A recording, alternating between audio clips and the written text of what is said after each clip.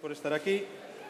Cando Tono Mújico me chamou para que lle botaron a mão na organización desta parte do fórum, a verdade que non pensei que chegaría a cousa tanto. Entonces, o primeiro que teño que facer é felicitar a Tono, a Ana Trevisani, a Viloria, por conquerir sacar o proxecto adiante e que 3 empresas privadas de Santiago sexan capaces de sacar isto pareceme moi notorio, non? Moi importante. O noso papel neste fórum é colaborar coa organización e organizar Camiño Insight, ou a xestión do camiño, e tamén os outros camiños. Teño que dar aquí a gracia aos ponentes, os de hoxe, os desta tarde, os de mañá, que responderon a nosa chamada para poder compartir con vos informacións e coñecementos. Algúns, ademais, que veñen de moi lonxe, solo para estar aquí. El camino es una bendición, decía Mercedes de la Pulpería Ezequiel en un titular de La Voz de Galicia. El camino es una bendición. Es una bendición para el que lo hace, como os han contado antes, es una experiencia personal, pero también es una bendición para los territorios y los sitios por los que pasa el camino. Valga el ejemplo de Melide y de otras localidades que han cambiado radicalmente. Para los que nos dedicamos a la planificación, a la ordenación de este sector y a las relaciones de turismo y patrimonio, la pregunta es, ¿qué hay que hacer para que dure esta bendición? ¿Qué tenemos que hacer para que la experiencia de los peregrinos sea adecuada, apropiada, que les guste, que disfruten, que sea una experiencia personal valiosa, pero también para que ese camino incida en ese territorio y le dé valor? Por eso la idea de este panel, un panel de expertos, de técnicos, veréis que no de políticos, intentando aprender entre todos cómo gestionarlo. No olvidando tampoco que Galicia es un modelo para mucha gente. En lo que hacemos, unas veces mejor que otras, un modelo en el estudio del camino, en su delimitación, en su gestión, en eso y en otras actividades relacionadas con la gestión del camino, pero al mismo tiempo que gestionamos ese camino tenemos que ser conocedores de que gestionamos un bien universal y por eso debemos abrirnos a otros caminos, a otros territorios, compartir nuestra experiencia y tratar de colaborar con ellos. Por eso la idea de los otros caminos y saber qué se puede compartir. Bueno, para empezar ya, y siguiendo una cierta lógica, al menos para nosotros, es empezar por hablar del bien patrimonial. Y para eso tenemos con nosotros a una de las personas que más sabe sobre caminos, delimitaciones de caminos y gestión diaria en la Comisión de Patrimonio, que es Juan Francisco Naveira Seoane, que es arquitecto, subdirector general de Conservación del Patrimonio en la Dirección Xeral de Patrimonio Cultural de la Xunta de Galicia, en concreto en la Consellería de Cultura, Educación y Ordenación Universitaria, que nos va a hablar sobre su trabajo en la delimitación y en la gestión de los caminos. Juan, cando queiras, moitas gracias.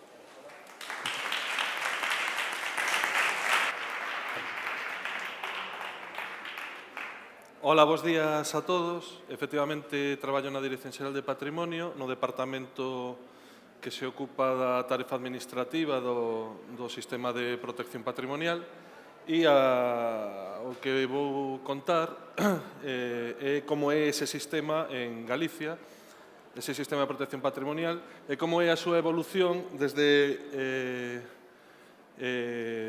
o momento en que se crea un primeiro sistema de protección patrimonial no ano 62, ca declaración de conxunto histórico, ata día de hoxe. No ano 62 declarase conxunto histórico e a declaración, que é moi sinxela, agora veremos, pois fala de arraigo sentimental e espiritual, que non desmerece ni se debilita con el transcurso del tiempo, que se sobrepone a cualquier outra consideración ou estimación de orden material, que está presente no noso ánimo, resonancia universal, unido ao sentimento patrio. É dicir, faise unha descripción do Camiño de Santiago de carácter inmaterial, non? Concepto que non estaba aínda definido na legislación daquela. Si fala de que existen edificios e conxuntos de indubidable valor histórico e artístico e que é preciso permitir un restablecemento, un concepto de recreación e ca idea de que poida terse unha especial consideración polas súas peculiaridades, non?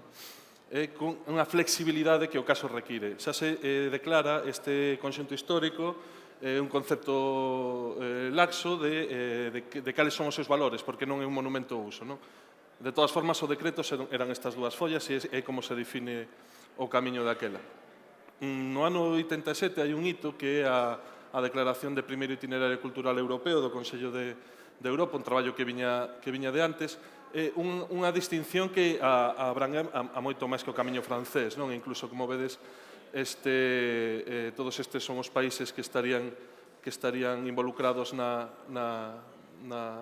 declaración, ou na distinción, mellor dito, que ademais se eleva no ano 2004 a gran itinerario europeo. O concepto destes itinerarios culturais europeos, que é máis ben unha distinción, pois fala de vínculos, patrimonio vivo, identidade europea, participación, valores inmateriais, riqueza da pluralidade, é dicir, faise unha distinción, se identifican unha serie de valores tamén de carácter inmaterial con obxectivos de cohesión social e respeto ao medio ambiente. Esta actividade, este recoñecemento, vai acompañado dun reforzo dos traballos de investigación, dos traballos de posta en común, de ponencias, como, por exemplo, esas actividades promovidas polo Consello de Europa, que fai un exercicio eficaz de difusión e de promover a investigación. O ano 93 pasa a ser outro hito por varios motivos. Estáse preparando un ano santo xacobeo que ven dun ciclo enteiro dos longos dos 11 anos. Preténdese reactivar e recoñécese a través primeiramente da creación dun Consello Xacobeo. Xa ca creación da declaración do conxunto histórico xa se creara un patronato. Ese patronato basicamente pretendía ser un comité de expertos. Este Consello Xacobeo ten funcións máis de órgano de colaboración e de coordinación entre as comunidades autónomas. Ademais desto, no ano 91, aquí empeza xa a definición máis específica do patrimonio cultural, do réxime de protección do patrimonio cultural. No ano 91 se recolle nas normas subsidiarias e complementarias de planeamento provincial o camiño francés, ca relación de concellos que atravesa, e unha franxa de protección de 100 metros, que o ámbito xa se está entendendo como un ámbito territorial, unha distancia non son meramente un trazado ou un valor inmaterial, sino un territorio, con esa área de cautela ao redor. No ano 92, cando a Dirección Xeral de Patrimonio concreta e define a delimitación do conxunto histórico do ano 62, 30 anos despois. De todas formas, a materialidade dese expediente é este plano, ou planos como este, nos que hai basicamente un trazado a esta escala xeográfica, é unha definición por concellos, é do camiño francés, recordo. A declaración do ano 62 non menciona en exclusivo o camiño francés. De feito, por exemplo, comunidades como Asturias ou Cantabria, posteriormente, en base a ese decreto do 62, Euskadi, fan as súas propias declaracións. Pero, como vedes, o expediente no ano 92 é desas características. E ese expediente, ademais de outra documentación complementaria pequena, tamén é suficiente para a tramitación dunha candidatura de inclusión na lista de patrimonio mundial que efectivamente consigue a inclusión na lista no ano 93, en decembro do 93, baixo os criterios 2, 4 e 6. Basicamente, estes criterios de recoñecemento do valor cultural do camiño son o de intercambio de valores humanos durante un período de tempo. Estes son os criterios xerais de consideración do valor universal excepcional do camiño. O 4 sí que introduce os termos de paisaxe, e o 6 é un criterio máis que nada sí que tamén inmaterial, de tradicións vivas, etc. Vemos de novo un pouco a doble componente patrimonial. No ano 95 apróbase a Lei de Patrimonio Cultural de Galicia, que establece o réxime propio da comunidade autónoma en exercicio das súas competencias exclusivas, e a definición de que é patrimonio cultural fala da identidade da cultura galega a través do tempo. Introduce o termo cultural porque a lei estatal do ano 85 fala de patrimonio histórico, e introdúcense termos concretos de cales son as perspectivas de valoración do patrimonio cultural, eses conceptos artístico, histórico, arquitectónico, paleontolóxico, arqueolóxico, etnográfico, científico e técnico. E tamén introduce outra serie de patrimonios especiais, entre os que están estes que están aquí, que falan de tamén sitios, conxuntos, lugares, que se vai introducindo a valoración patrimonial de algo máis do que son os monumentos. Esta lei do ano 95 introduce 3 niveis de protección en función da súa relevancia, por así decirlo. que son os BIC, que serían os bens de interese cultural, que serían os elementos máis salientables, os catalogados, que estarían máis relacionados, así o día a exposición de motivos da lei no ano 95, co territorio, que son característicos e definitorios de un territorio, e os inventariados, que serían aqueles que merecen ser conservados ou evitar a súa desaparición. Dentro do que son as categorías, que nesta lei se circunscriben os bens de interese cultural, hai estas 7, e delas, o conxunto histórico foi a figura que se declarara no ano 62, pero sin unha definición clara, e a de sitio e territorio histórico, que, como veremos, ten importancia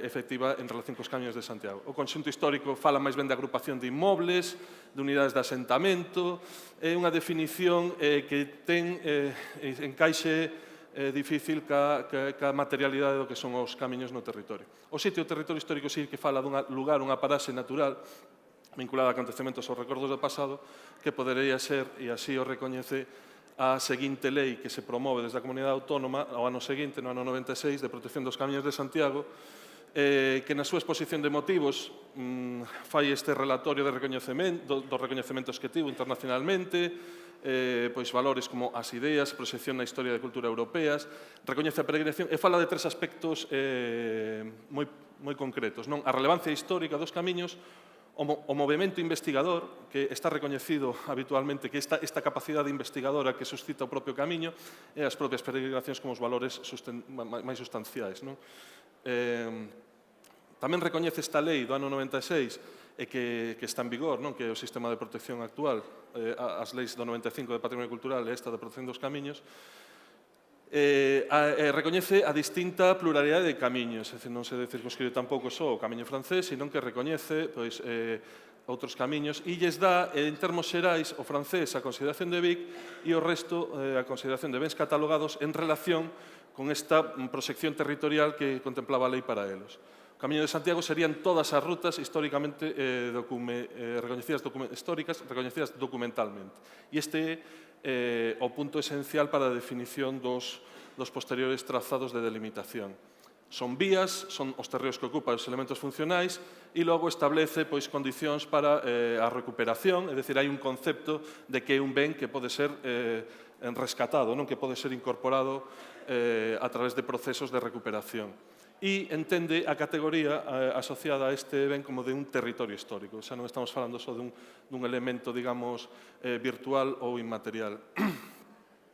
Esta lei establece o proceso de delimitación que deberá definirse e concretarse a través de procedementos concretos e tamén, en ausencia deles, establece dúas zonas do que son os trazados, que son as zonas laterais de protección, que son 3 metros, e as zonas de protección do contorno, que serían 30 metros, nas que hai un réxime específico, co obxectivo de garantir a conservación nese ámbito. O réxime xeral sería que, basicamente, as intervencións nestes ámbitos quedarían sometidas a un criterio de intervención que non se poñan en perigo os valores. Todos os propietarios implicados teñen obrigas de conservación e de mantemento e os poderes públicos teñen tamén, dentro das súas obrigas, a conservación e o enriquecemento deste patrimonio. O réxime de autorizacións quedaría sometido a que todas as intervencións, incluso cambios de uso, nestes ámbitos quedarían sometidos a unha autorización previa da Consellería de Cultura. A lei tamén exixe proxectos de intervención nestes ámbitos, memorias finais de intervención, e establece que nos sitios ou territorios históricos deberá desenvolverse plans especiais de protección ou outros instrumentos de planeamento que cumpran as exigencias desta lei, que decir que se establezan organización de carácter territorial, cunha especificidade de protección do patrimonio. En canto ás limitacións específicas do ano... Vale, vamos pasar directamente, si teño algún minuto máis, porque hai un réxime de proteccións específico definido nesta lei. No ano 97 se intenta un primeiro proceso, se inician todos estes expedientes de declaración de todos os outros camiños, como vedes, expedientes que quedan incoados, que definen realmente a materialidade existente ata hai ben pouco, pero que non chegan a perfeccionarse, non chegan a unha declaración definitiva por determinados avatares de moitas características. No 2007 se retoma o asunto, se contratan traballos nese momento cunha perspectiva de estudio amplio, territorial, ca base parroquial nese momento de todos os trazados, cunha perspectiva territorial integradora de protección ambiental tamén, das paisaxes, etc. Estes procesos de delimitación se van perfeccionando a partir do ano 2010, con todos estes decretos que si xa chegan a perfeccionarse, chegan a aprobarse por Consello da Xunta, que son o Convenio francés, en tres expedientes, os camiños do norte, tanto o interior do Bedo primitivo como a Ruta da Costa, todos os trazados no Concello de Santiago e o camiño inglés, quedando pendentes pois a Reta da Prata, o camiño mozárabe e os de Fisterra, que aínda están, así como o portugués, que aínda están pendentes de declaración definitiva. Os criterios para esta definición, desta delimitación, acudindo ao tema das rutas históricas documentadas, que falábamos que recollía a lei, é a consulta de fontes documentais que nos permiten, neste momento, as novas tecnoloxías tamén, que é, por exemplo, planimetría e fotografía histórica, que non estaba moi disponible nos momentos nos que se iniciaran estas delimitacións. As metodoloxías etnoantropolóxicas de estudio e traballo de campo, sistematización e unificación de todas as fontes, porque dá tamén razón de que todas as fontes xuntas ás veces dan pistas de como delimitar, e establecemento de diversas categorías de percorridos, non? Os oficiais, os complementarios, os vestixios históricos. Básicamente, isto se recolle en expedientes que teñen este contido, uns antecedentes, unha descripción, unha xustificación da proposta, tanto histórica como ambiental, por exemplo, a recoñecemento de planimetría histórica, recoñecemento sobre o terreo, ca introducción en sistemas de información xeográfica das diferentes variantes, estudios da calidade ambiental de cada un dos tramos e listados de bens patrimoniais de diversa índole, arquitectónica, arqueolóxica, como se ve hai un exemplo, non? Ca idea de que se defina un territorio no que se inclúan eses bens, que os seus límites estean definidos por consideracións de orden ambiental, que se recollan tamén as proteccións destes outros elementos, e tamén que se recollan o sistema real de propiedade, de parcelario, viais, a estrutura do territorio, non? Se recolle nesta planimetría na que se ven diversos exemplos. Isto, por exemplo, son dúas variantes oficiais no entorno de Sobrado, no que hai tramos de vestixios históricos que non son funcionais, pero que están recoñecidos sobre o terreo, tramos complementarios nos que, digamos, que permiten alternativas de paso a sitios que teñen outra complicación, e no caso do camiño francés tamén un área de amortecemento, como pide a propia Convención do Patrimonio Inmaterial, cultural e natural da UNESCO, na que se estudian as perspectivas visuais, o territorio é moito máis ampla, non?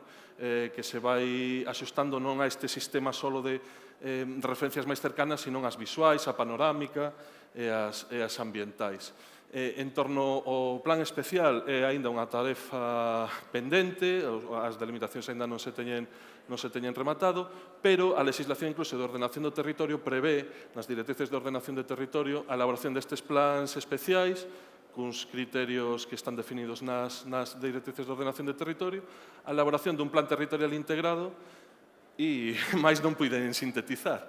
Digamos, este é o sistema de protección en Galicia.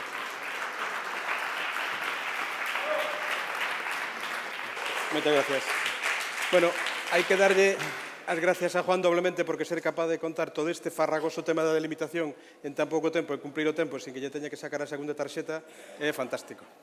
Vamos a seguir agora con o noso seguinte acompañante. Pasamos do patrimonio ao Xacobeo, o xerente do Xacobeo, Rafael Sánchez Bargiela, historiador, medievalista, xestor cultural e agora denominado Míster Paciencia.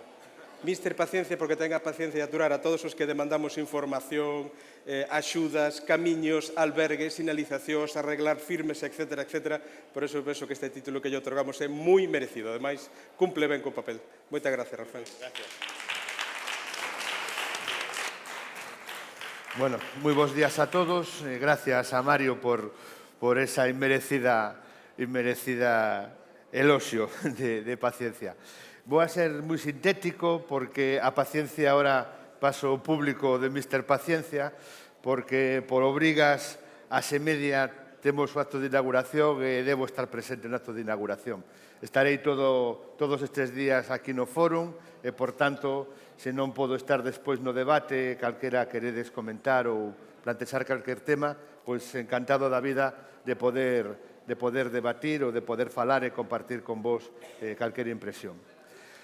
Juan ten explicado hasta agora a perspectiva patrimonial na Xunta de Galicia, na autonomía, na nosa comunidade autónoma.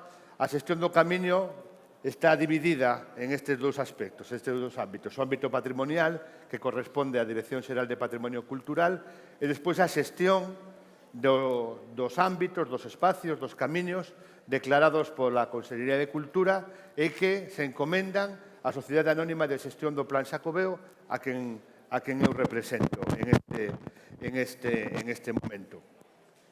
O Camiño de Santiago é unha realidade histórica que abrangue a toda Europa, é un fenómeno cultural, un fenómeno religioso, un fenómeno turístico nestes momentos tamén, pero eu quería insistir, porque me parece fundamental insistir nunha perspectiva que seguramente pode ser obxecto de debate, pero que estamos falando nunha feria turística e eu reivindicaría aquí o carácter da peregrinación distinto de un produto turístico, paralelo con un aproveitamento evidentemente como produto turístico, pero non é a peregrinación xacobea un produto turístico. Se fora únicamente un produto turístico, non estaríamos en este ano superando os 250.000 peregrinos que reciben a Compostela.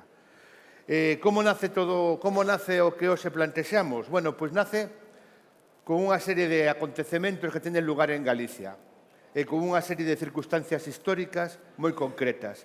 Estamos nun proceso de construcción europea nos anos 80, chega a Santiago de Compostela no ano 82 Juan Pablo II realiza en Santiago un discurso europeísta que vai a ter unha gran dimensión, un grande alcance, e comenzan a aparecer o que nos anos 50, coa fundación primeiro da Sociedade de Amigos do Camiño, dos Amigos de Santiago en París, e logo nos anos 60, coa aparición en primeiro lugar da Asociación de Amigos do Camiño de Estella, e logo que comenzan a agromar asociacións por distintos lugares da península, como unha figura esencial en todo este renacemento do camiño que vai a ser Elías Baliña. Pois con esa perspectiva comenzan a incrementarse o número de peregrinos. Se establece, se potencia o tema da recepción da Compostela, se establece a credencial no ano 87 no Congreso de Jaca, se establece os 100 kilómetros, o xeito tamén de debate, se queredes, dos 100 kilómetros para obter esta Compostela, e cada vez temos un número crecente de peregrinos que se achegan ata Santiago de Compostela. A Xunta de Galicia, entonces, nese contexto, a inicios dos anos 90, nun momento en que España celebraba un acontecemento como era a Olimpiada, como era a Expo de Sevilla, aparecía que no ano 93, despois de 11 anos, volvíamos a ter un ano santo compostelano, e é cando, a vista de todo este renacemento, se crea unha sociedade, a Sociedade Anónima de Xestión do Plan Xacobeo, o Xacobeo, para organizar os acontecementos ou un produto ou unha dimensión cultural en relación ao ano santo compostelano de 1993. O que sucede é que se chega a identificar tanto, o Xacobeo se consolida de tal xeito como marca turística, como marca cultural, que hoxe en día xa non falamos de anos santos compostelanos, senón que falamos de anos xacobeos, o cual son dous conceptos paralelos, pero non idénticos. Un con unha perspectiva máis cultural, máis de oferta de servicios, e outro con unha dimensión máis religiosa. Cal é a misión que nos encomenda o que ten o Xacobeo en este momento en Galicia? A xestión 2.320, me parece que son, kilómetros declarados como Camiño de Santiago en Galicia. Aquí tedes os 8 camiños, Camiño francés, primitivo, norte, Camiño inglés, o Camiño Fisterra-Muxía, a ruta marítima do Mar de Arousa, o Camiño portugués coa variante da costa e a Vía da Plata coas súas diversas entradas en Galicia. Posiblemente, dentro de algún tempo, podamos contar con un novo camiño, o Camiño de Inverno, dentro deste mapa. Nós temos a encargo de xestionar isto. E como xestionamos isto? Bueno, encargándonos da sinalización, as flechas amarillas, fundamentalmente como iniciou ou como comezou todo este proceso, coa colocación, a inventio das flechas amarillas por Elías Baliña, e que hoxe en día son as asociacións de amigos os grandes sinalizadores, os grandes prescriptores do camiño en Galicia e en todas partes de Europa. a sinalización oficial, que son as mouteiras, os mojones colocados, co símbolo colocados nos distintos camiños. Esta é unha das misións que nos temos encomendada o mantemento desta sinalización. En segundo lugar, o mantemento do propio camiño, un camiño que debe seguir sendo camiño. Nos non pretendemos ter unha estrada sen asfaltar, sino un camiño que manteña o espírito da peregrinación, pero a climatoloxía de Galicia, as condicións orográficas do noso país, exixen un mantemento constante e un traballo constante de roza, de limpeza. Para todo ese traballo, dende Turismo de Galicia existe unha concesión en colaboración cos concellos por onde transcurre o camiño de un servizo de roza, limpeza e mantemento básico para a conservación e para o mantemento dos camiños, que ás veces non chegamos. En algúns casos se realizan intervencións un pouco máis consistentes, como esta do Quinado, sobre todo en lugares onde as condicións, como digo, climatolóxicas impiden unha conservación axeitada ao longo do tempo. Bueno, vemos aquí máis imaxes. Terceira misión, ofrecer aos peregrinos unha rede de albergues ou de lugares de acollida e de hospitalidade aos peregrinos. Galicia ten unha peculiaridade distinta ao resto das comunidades autónomas, ao resto dos lugares, que a Administración Autonómica, a Xunta de Galicia, dispón de 70 albergues para a acollida de peregrinos ao longo de distintos camiños. Están aquí varias imaxes sobre estes albergues. Eu insistiría no papel fundamental dos albergues. Por un lado, se me permiten coloquialmente, un albergue para peregrinos coloca esa localidade, ese lugar no mapa da peregrinación. En segundo lugar, a rede de albergues da Xunta de Galicia ten contribuído de xeito decisivo e sustancial ao desenvolvemento do que significa o fenómeno da peregrinación. Ten contribuído a consolidar os distintos itinerarios cando o número de peregrinos era pequeno e non posibilitaba que existise unha oferta privada. Os albergues públicos, todavía hoxe, nos camiños que teñen un número menor de peregrinos, conservan. Pero os camiños como os albergues como o caso que estamos vendo aquí, por exemplo, de Cea, teñen contribuído tamén á recuperación patrimonial de numerosos lugares, de numerosos inmobles vinculados ao Camiño de Santiago. Aquí temos outro caso, que é o albergue de Bendoiro en Lalín, ou poderemos ver o caso de Redondela, que quizá é o máis emblemático, o que era e o que é hoxe, a Casa da Torre, un dos lugares máis significativos desta vila do Camiño Portugués, e o que significou a recuperación deste inmoble, hoxe en día convertido en albergue de peregrinos. Os albergues, por tanto, teñen contribuído á recuperación patrimonial, teñen contribuído de xeito moi eficaz ao desenvolvemento social e económico das localidades que están na entorna, teñen contribuído a manter o espírito da peregrinación. Este é outro dos exemplos sustanciales de rehabilitación patrimonial realizados a Casa Forte de Luxío, en Samos. Estos son albergues moito máis sencillos. Supoño que moitos dos que me están escoitando son usuarios da rede de albergues e saben un pouco o seu contido. Este é o de Vedra, Arzúa, o Pino. E logo, os dous que hai en Santiago, o albergue do Monte do Gozo e o albergue o residencia que decimos nós de San Lázaro, porque as características dos albergues da Xunta de Galicia son que permiten únicamente unha pernoctación, non admiten as reservas e hai un custo por estancia de 6 euros. No caso do albergo da residencia de San Lázaro, aquí sí admitimos reservas e admitimos unha estadía de ata 3 días, ata 3 jornadas, porque o que se pretende é que os peregrinos poidan permanecer en Santiago. O último proxecto relacionado coa acollida aos peregrinos que temos en marcha e que presentaremos o vindeiro martes é o Centro Internacional de Acollida aos Peregrinos na Rúa Carretas en Santiago de Compostela. Este é o edificio do antigo asilo de Santiago de Compostela, está ubicado aquí ao lado, aquí mesmo está o Hostal dos Reis Católicos, justamente está detrás, e pretendemos que se convirta este lugar, o lugar onde vaya tamén a Catedral de Santiago, xestionamos conjuntamente a Catedral de Santiago e Turismo de Galicia a través do Xacobeo. Aquí estará ubicada a partir, supoño que de finais de ano, a Oficina do Peregrino, a Expedición das Compostelas, e tenemos un lugar para o encontro, a acollida e a estadía dos peregrinos. Unha das carencias que tiñamos detectadas máis comúnmente reivindicadas por todos os peregrinos que chegaban a Santiago, non tiñan un punto de encontro, un lugar de referencia na cidade de Apóstolo. Esperemos que este centro, onde haberá lugar para asociacións, para os peregrinos, poida solucionar este problema. Outra das misións que temos é a relación coas asociacións de amigos do Camiño de Santiago. Son máis de 300 asociacións espalladas por todo o mundo. Isto é unha imaxe do primeiro encontro de asociacións que celebramos o pasado mes de xuño aquí en Santiago de Compostela e mantemos unha relación fluida ou intentamos manter unha relación fluida con todas as asociacións para axudarlle nas súas necesidades e, sobre todo, porque son os nosos grandes colaboradores, os nosos grandes prescriptores, os nosos grandes embaixadores do Camiño de Santiago por todo o mundo. E outra dimensión que tamén mantemos, ou outra das misións que temos, é a investigación e a profundización no coñecemento histórico relacionado co Camiño. A Xunta de Galicia dispón dun comité internacional de expertos, isto é unha imaxe da súa última reunión, integradas por representantes universitarios de 6 países distintos de Europa, que se reúne periódicamente e que ten unha revista, a revista Límina, un pouco que onde se expresan ou onde se publican as aportacións que este comité e outras persoas, outras institucións relacionadas coa investigación, porque a historicidade é un dos elementos fundamentais que temos que garantir na xestión do Camiño, se expresan.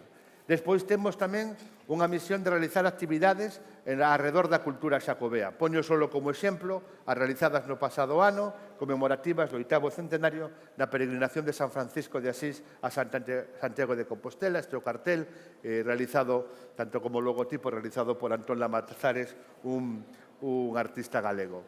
Por último, despois, acabamos de presentar un plan directorio estratégico do Camiño de Santiago que presenta o que leva adiante 85 medidas para a xestión destes camiños, para garantir que a experiencia da peregrinación, a identidade da peregrinación, a esencia da peregrinación, sea conservándose, poda existir ese equilibrio entre esta dimensión cultural ou espiritual que ten o Camiño e a dimensión de produto turístico, existe ese equilibrio inestable tantas veces, pero se siga conservando. Non vou a entrar na descripción das accións que comprende o plan director, presentámolo a semana pasada ás asociacións de Galicia, está disponible na páxina de Turismo de Galicia para todos ustedes.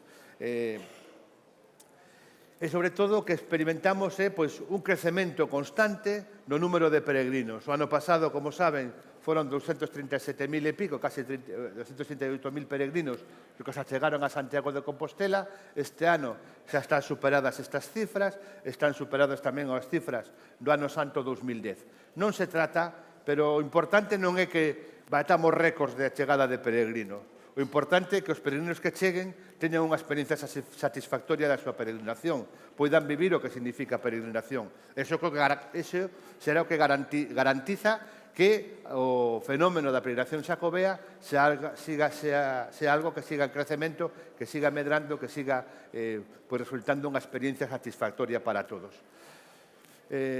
Aquí están as líneas, etc. O plan director contempla un investimento por parte da Xunta de Galicia, non contempla de outras administracións, ainda que involucra outras administracións, de 56 millóns de euros ata o ano 2021. O que pretendemos, como digo, é continuar traballando para que Galicia sea unha terra de acollida, de hospitalidade para todos os peregrinos que nos visitan, para que poidamos manter un camiño sostible, un camiño accesible en todos os sentidos, un camiño que poida resultar unha experiencia de encontro, tanto personal como de encontro cos outros peregrinos, que eu creo que esta combinación dos valores inmateriais da peregrinación, dos valores materiais que antes Juan ten falado abundantemente en todo o patrimonio vinculado co Camiño, esta combinación de valores materiais e inmateriais é o sustancial elemento que diferencia o Camiño de Santiago de outras rutas de peregrinación e que nós queremos seguir conservando, seguir mantendo seguir aportando tamén, porque o Camiño é tamén unha grande riqueza, tanto cultural ou, se queren, material como inmaterial para Galicia. É o grande icono referencial de Galicia no mundo e temos todos a responsabilidade de leválo adiante. E unha responsabilidade colectiva que non compete únicamente á administración pública, senón que unha responsabilidade de todos os axentes involucrados na xestión do Camiño e, en última instancia, da propia sociedade galega que ten no Camiño un dos seus elementos de identidade, un dos seus elementos máis máis claros que o constituyen como pobo e como autonomía. Moitas gracias.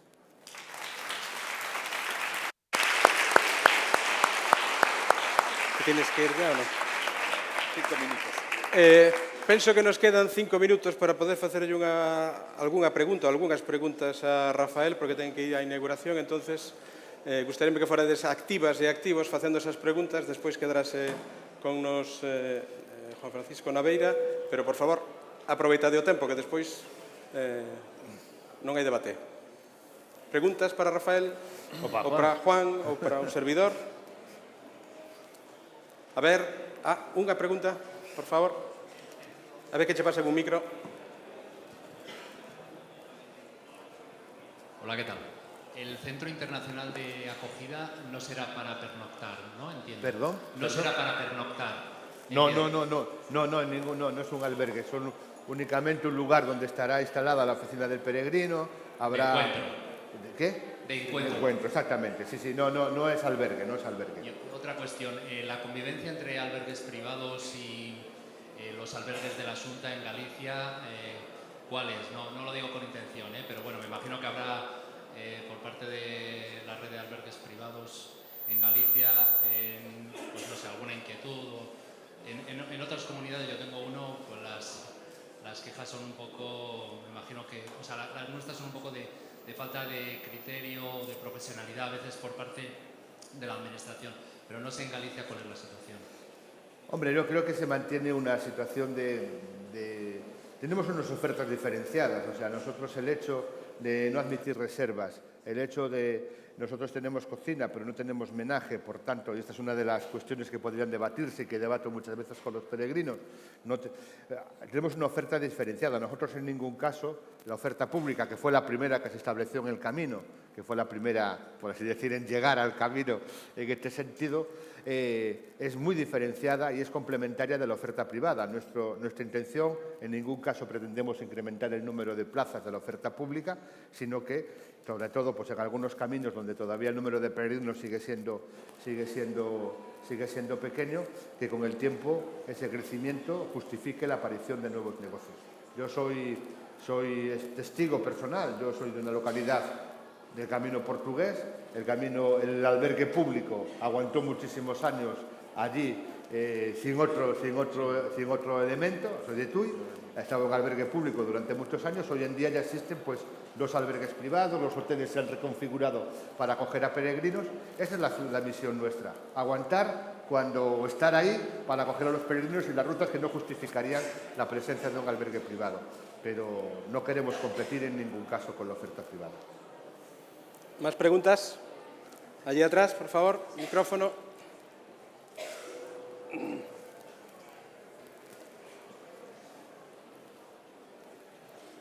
Buenos días, mi nombre es Alejandro López Sánchez, soy abogado. Aprovechando que tenemos aquí al gerente del Xacobeo, no sé si se ha llegado un poco tarde, no sé si se ha tocado este punto en especial, pero teniendo en cuenta que el Camino de Santiago no deja de ser un sendero de gran recorrido porque transcurren cientos de miles de personas, no solamente desde un punto de vista de peregrinación, sino también deportivo, buscando un turismo saludable. Me gustaría saber lo que opina el Xacobeo en relación con el mantenimiento de los senderos, la señalización y si existe algún tipo de plan estratégico en cuanto a la mejora del mantenimiento y la mejora de la señalización del Camino de Santiago. Bien, el Camino de Santiago no es un sendero de gran recorrido, son conceptos distintos, conceptos completamente distintos. La peregrinación no es senderismo. Si la peregrinación fuera senderismo, no se justificaría, insisto, lo decía al principio, que hubiera hoy pues, más de 300.000 personas haciendo el Camino de Santiago. Es cierto que nuestra responsabilidad es mantener ese camino en condiciones accesibles, en condiciones de uso, mantener una señalización correcta para que los peregrinos no se pierdan, para que los peregrinos puedan tener pues, las referencias necesarias para direccionarse. Se ha presentado recientemente, hablaba yo en la intervención, el Plan Director y Estratégico del Camino de Santiago con una perspectiva hasta el año 2021, donde se contempla pues, distintas acciones para la mejora de esa señalización. Está adjudicada en este momento ya la obra de señalización del Camino francés adaptada a la delimitación aprobada por por la Dirección Xeral de Patrimonio. Se han acabado de redactar los planes de nueva señalización adaptada a la delimitación, tanto del camino primitivo, del camino norte, como del camino inglés, que los ejecutaremos entre el año 2016-17, reforzando o incrementando la medida la señalización del camino. Eso es lo que la gestión que estamos llevando adelante, pues como siempre, mejor, como todo, mejorable y debatible. Pero yo creo que no podemos confundir. La peregrinación a Santiago de Compostela no es equiparable. Tiene paralelos, ciertamente, pero no es lo mismo que un sendero de gran recorrido. Tiene unas dimensiones distintas que son las que tenemos que preservar, porque esas constituyen parte de su identidad y de su esencia. ¿Más preguntas tenéis? Aquí, por favor. Aquí. Última pregunta para el gerente del Xacobeo, que tiene que irse a inaugurar. Bueno, mi pregunta es tanto para usted como para el subdirector de protección do patrimonio. Es saber un pouco que opinión les merece que desde hace año y medio, en este caso en Sarre, en esa localidad, el camino francés, esté cortado el camino por un puente de origen medieval y esté desviado por fincas, por terrenos de propiedad particular, sobre todo que la Subdirección Xeral de Patrimonio no haya sido en este caso quien ha paralizado esa presunta agresión al patrimonio, ya que el juzgado de Sarria ha sido quien ha ordenado una paralización cautelar allí por haber encontrado indicios suficientes de criminalidad, que ha sido secundado por la Fiscalía y que recientemente ha comenzado a imputar, se ha imputado al arqueólogo supervisor de la obra, designado por Patrimonio o aprobado por Patrimonio. Pues ha sido un juez, el Ministerio Fiscal o los aborígenes, la gente de allí, quien ha llevado eso adelante, primero con denuncias en la propia Consellería de Cultura, que non han tenido, desde logo, ninguna respuesta, acogiéndose quizá ese cobarde silencio administrativo por falta de medios o lo que sea, pero se evidencia incluso es una cierta falta de educación. La cosa evidentemente está en los Perdona, tribunales. temos pouco tempo. Fainos a pregunta concreta, por favor, Nada, que hai es que máis xente que quere preguntar. Eso que en este caso la protección del camino francés, en este caso, haya sido por parte no de la administración, sino de la justicia, los particulares o el Ministerio Fiscal, y cómo es posible que lleve año y medio ese puente cortado sin que ninguna administración, Xacobeo, su Dirección de Protección del Patrimonio, haya hecho, bueno, parece que nada para solucionar esa cuestión. Gracias. Contesto yo. Sí. En relación, bueno, conozo o caso, obviamente, temos relación con él. Efectivamente, unha vez entran os trámites en vía judicial, a vía administrativa suspéndese hasta que eses trámites se resolvan. É o propio xulgado que impide ninguna actuación na Ponte da Ribeira, a actuación que se solicitou por parte do promotor das obras en relación á conservación dos restos desmontados. En canto a, eso é, digamos, explicación sobre esa situación. En canto ás alternativas que poida haber, acondicionouse unha ruta, un paso alternativo, como era a obriga, por outra parte, en tanto as obras estaban nel, e en tanto non se suspenda esa situación ou se resolva o tema judicial, a parte administrativa queda en suspenso. É certo que hai unha diferencia de valoración en canto ás intervencións, en canto ás imputacións, responsabilidade dos xuíces e a súa obriga e dos instructores e da Fiscalía a actuar, e nós estaremos a que nos corresponda o que nos corresponda nese proceso. Non sei se máis aló deso, efectivamente, aquí, incluso testemunhado polo propio Consello da Cultura, que tuvo participación aí, na valoración das denuncias, das propostas da cidadanía, incluso probablemente cun resultado tamén de que o que quería a cidadanía ou de que o que propoñía, pois manifestase un proceso crecente de participación ciudadana que probablemente non era o habitual ou previamente, non? Ese procedimento iníciase en tempo A verdade é que non recordo os anos, pero hai bastantes anos. Logo o desenvolvemento do proxecto pois ten as súas incidencias, é un desenvolvemento dun proxecto parcial, hai unha valoración arqueolóxica previa que se informa, o que se chama sobre unha prospección e sobre unhas previsións do proxecto, logo hai a propia execución do proxecto, logo a valoración concreta da ponte como ben en material en sí ou das súas estruturas, a súa valoración histórica, pois estáse evidenciando unha diferencia de criterios e de interpretación sobre a súa valoración. En canto aos termos precisos do asunto, en tanto estea nesa situación, tampouco corresponde outra valoración. A nosa valoración que facemos é, digamos, como aprendizaxe de patrimonio que non era promotora do proxecto, sino que aí se plantexa unha necesidade, se presenta un proxecto pola autoridade competente xustificada nunha necesidade derivada de outras problemáticas que non son patrimoniais, que son as inundacións e tal, independentemente da eficacia e da previsión do proxecto. A nosa participación obriga, en tanto a parte do territorio histórico e elementos relacionados con el, fíxose, é dicir, someteuse os trámites oportunos, os informes técnicos oportunos, fíxose unha valoración, unha xerarquía da importancia e da realidade patrimonial de cada un dos elementos e non se foi, digamos,